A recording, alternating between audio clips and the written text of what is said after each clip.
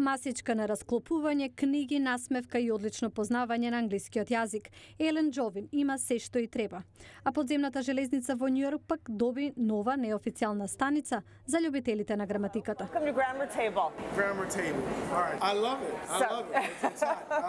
Джовин е влюбена во англиската граматика. Заедно со низиниот сопруг поседуваат компанија за комуникацијски развој.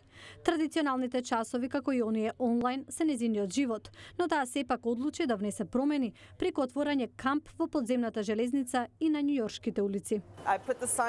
Го ставам знакот и за околу 30 секунди некој ќе се појави и ќе ме праша нешто, како на пример колку зборови знае Доналд Трамп.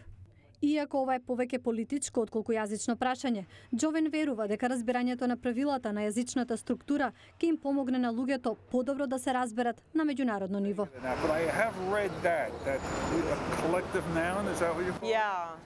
So it's a special case. We can make special cases, right? Or do you want everything to be consistent? Студенти, пензионери, инженери, куќни помошнички актери и лингвисти.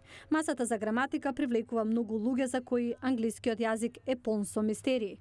Најчести прашања се за партиципите и за пирките. For example, if I say he ordered salad. Например, ако кажете дека некој нарачал салата, шпагети и вода, пред и можете да ставите запирка. Таа се нарекува Оксфорд или сирийска запирка.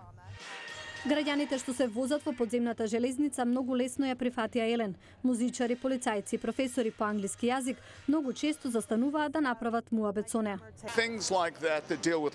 Ваквите работи кои се поврзани со англискиот јазик и култура се освежување за градот. Но не сите прашања се за англискиот јазик и на англиски. Джовин течно зборува шпански, италијански, португалски, германски, француски, кинески, корејски и јапонски јазик, а во моментот изучува уште неколку други.